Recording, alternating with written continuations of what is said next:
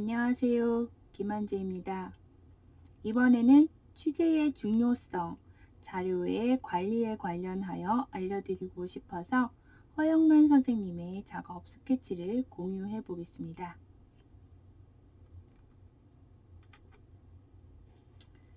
식객 연재작 중 78페이지 분량을 차지하는 51화 24시간의 승부 설렁탕 편입니다.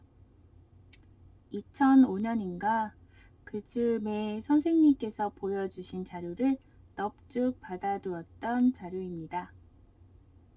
그때도 선생님의 자료 수집이나 취재에 관련한 말씀이 많이 가슴에 닿았었습니다. 한 컷 한 컷 그저 만들어진 컷이 없었음을 선생님의 메모 하나하나 보면서 바로 알 수 있었습니다. 각 에피소드별로 취재 일기와 음식에 담긴 이야기들을 담아주셨는데요. 어떤 요리 비법책보다 유용해 보입니다. 주변 캐릭터들도 어느 누구 하나 똑같은 사람이 없습니다. 수많은 사람들의 얼굴은 제각기 다른 캐릭터를 가지고 있음을 누구보다 중요하게 생각하고 계셨습니다. 때문에 틈만 나면 주변 사람들도 스케치로 남겨두고 시시때때로 크로키로 인물들을 남기셔서 언젠가는 등장인물로 나오게 한다고 하셨습니다. 선생님 주변에 있으면 만화책 등장인물로 나오는 행운을 누릴 수도 있겠네요. 그런데 은근히 그런 작가님들이 많이 계시답니다. 여러분들도 스케치를 늘 습관처럼 하셨으면 좋겠습니다. 상상력만으로 인물 만들기가 그렇게 쉽지 않거든요.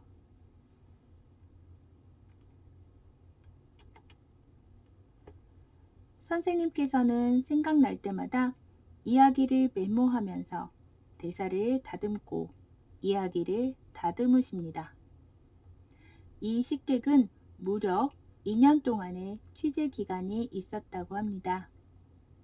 설렁탕 편을 취재하실 때는 식당에서 몇 날 며칠을 밀착 취재하시면서 일일이 촬영하고 스케치하고 메모하셨다고 하셨는데요.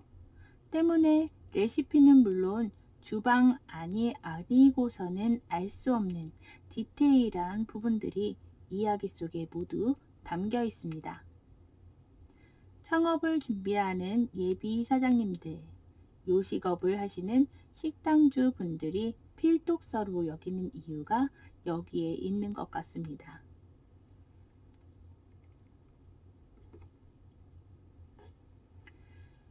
(4424) 라는 메모가 유독 많이 보였는데요.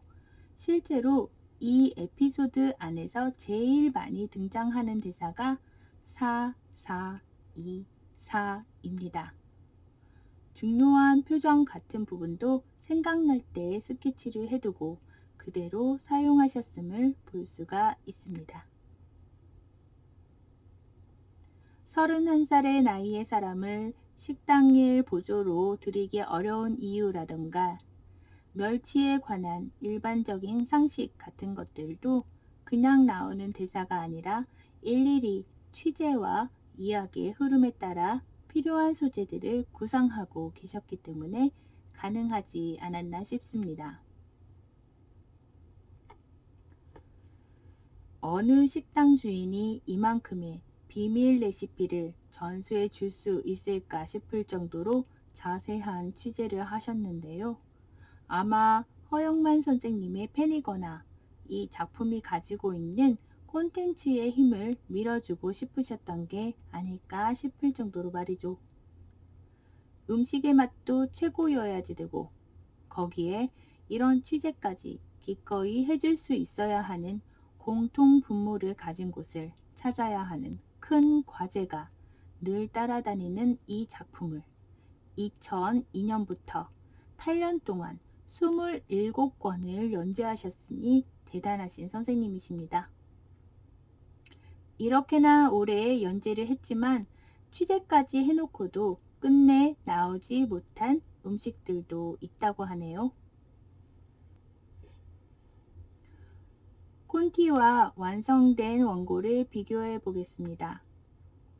이렇게나 간단하게 보이는 콘티지만 저 한 컷 한 컷에 얼마나 많은 의미와 연출이 담겨 있는지 연륜에 감탄을 하게 됩니다.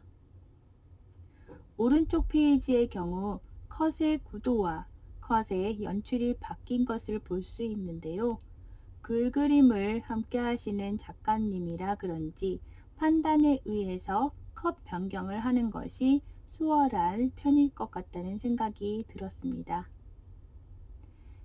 그림 작가가 다를 경우 연출이 달라진다면 의견 조율이 필요하다고 들었거든요.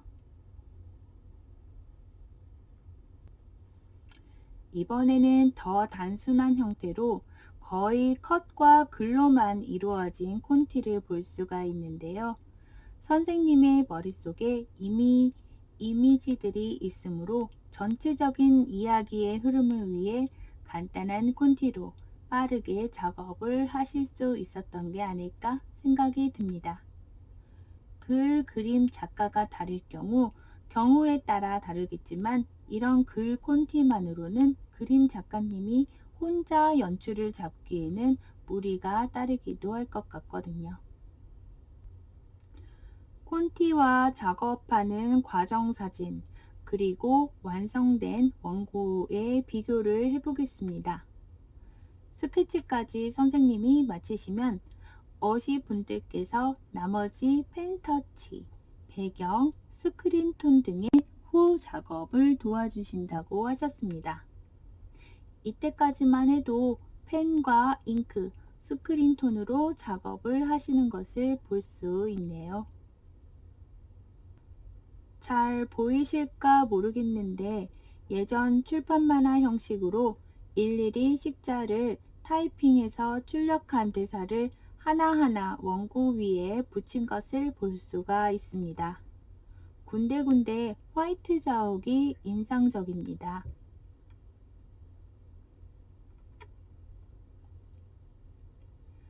마지막 장면의 콘티인데요. 펼쳐진 양쪽 페이지를 모두 사용하는 컷이라 배경에도 신경을 많이 쓰여야지 되는 컷입니다.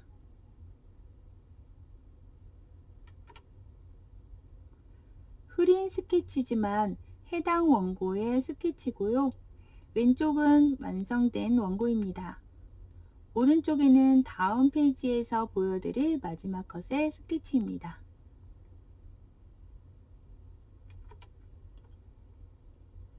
우선 양쪽 페이지를 함께 배치한 컷을 보여드리겠습니다. 왼쪽에는 마음을 다잡고 떠나는 에피소드의 주인공, 그리고 오른쪽에는 그에 상관없이 흘러가는 일상 해프닝을 보여주며 우리의 삶이란 늘상 그렇게 흘러가는 것으로 연출하시는 것으로 보입니다.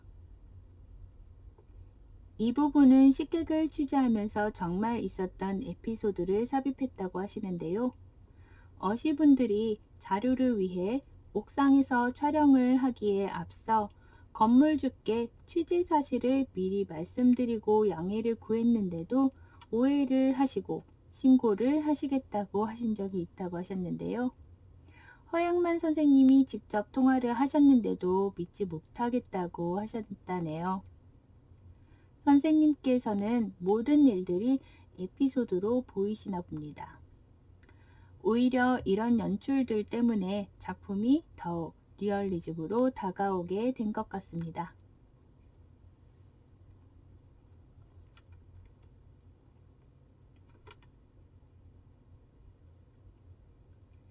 실제 원고에 쓰인 사진들입니다. 스케치업에 익숙해지려는 우리에게 이런 수작업으로 이루어진 배경이 어쩌면 이해가 되지 않을 수도 있겠습니다만 몇몇 컷으로만 사용될 배경이라면 스케치업으로 작업하기에는 오히려 시간 낭비가 될 수 있지 않을까요? 물론 요즘 작가님들에게 스케치업은 배경을 위한 새로운 대안으로 각광받고 있는 것은 사실이지만 한두 컷을 위해 어마어마한 시간이 걸리는 스케치업 작업을 한다는 것은 무리라고 생각이 듭니다. 간혹 배경은 신경 안 쓰고 싶은 작가님도 계시겠지만 인물 얼굴만 등장해서 소위 대갈치기라는 연출만으로는 결코 이야기를 집중시킬 수 없습니다. 또 원근법이 맞지 않고 그림과 이질감이 든다면 이 또한 이야기의 집중에 방해가 됩니다. 기본적인 원근법 및 앵글에 따른 배경 스케치 역시 평소에 연습해 두지 않으면 안 됩니다. 기본적으로 배경에 관한 이해와 제작이 가능한 정도의 실력은 갖추시고 스케치업은 거들 뿐이라는 생각으로 작업하셨으면 좋겠습니다. 스케치업은 세트장 개념으로 생각하시고 제작하여 사용하시고요. 이런 로케이션 촬영은 작가의 몫이 된다는 것을 유념하시고 작업하시면 좋겠습니다.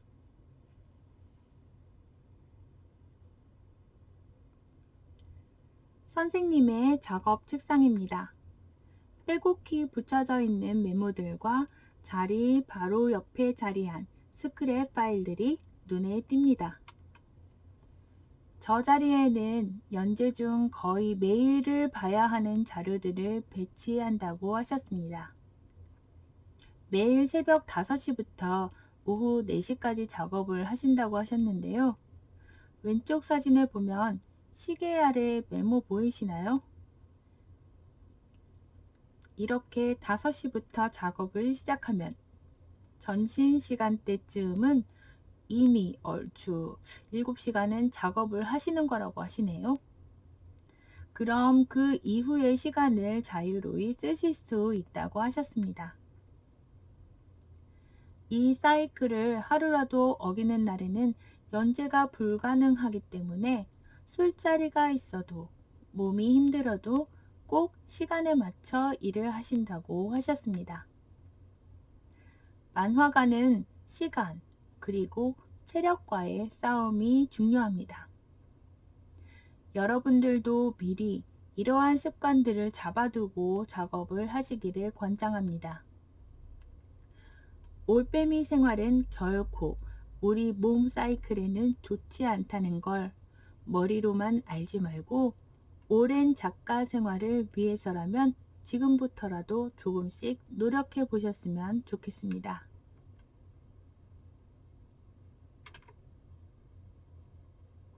그 외에 선생님이 모아두신 자료들입니다. 카테고리별로 세분화해서 파일을 정리하신 것을 볼 수가 있겠습니다. 이만큼의 자료들도 작업에 막상 들어가면 아쉬운 이미지들이 분명 생기기 마련입니다. 그래서 취재를 갔을 때 최대한 많은 이미지들을 획득해서 돌아오는 것이 중요하겠습니다. 이때만 해도 디지털이 잘 사용되지 않던 시기이기도 하고 워낙 아날로그 작업만 하시던 선생님이셨기 때문에 이 방식이 이상하지 않으셨을 것 같습니다.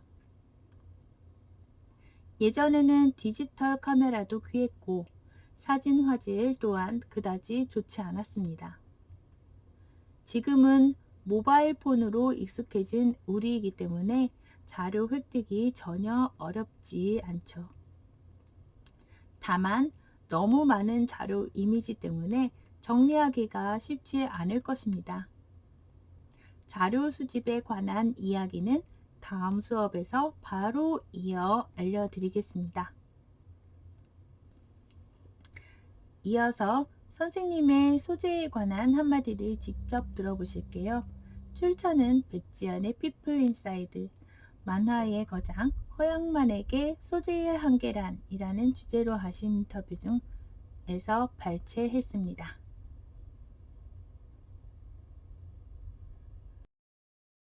보시면 소재가 정말 다양해요. 근데 지금 또 총알이 많으시다는 거 아니에요? 아직도 내가 아직도 건드리지 않은 할 수 뭐, 있는 소재가 네, 많아. 뭐 평생 앞으로 계속 쓰지 못할 수도 있을 정도로. 네. 예. 메모에서 찾으세요? 어떻게 찾으세요? 소재는 일상에서 찾죠. 무슨 저기 신문이라든지 뭐 뉴스라든지 영화를 네, 보면서 네. 저기서 이런 가지를 치면 더 재밌겠다는 걸 따와가지고 네, 내가 네. 만들 수도 있고, 그리고 내가 그 다양한 걸 다 경험하지 못해요. 네. 내가 경험하지 못한 거를 다른 작가가 경험할 수 있으니까 네. 그 사람이 좋은 아이디어 있으면 어느 날 미팅을 하죠. 타짜 같은 경우에는 도박을 하시는 분들에 대해서 그 세계를 잘 알아야 묘사가 되잖아요. 취재했죠. 근데 원래 좀 하세요? 우리는 뭐 기본적인 거 뭐 저기 트럼프는 세븐 카드 정도 오고 네. 뭐 과투는 고스톱 정도, 미나토. 사람들 성향을 보면은 네. 구별이 돼요. 일단 명절 때 이제 집에서 식구들 다 모여갖고 네. 세 사람만 되면 요거 하는 집이 있어요. 네. 우리는 세 사람만 되면 이거예요, 우리 집은. 네.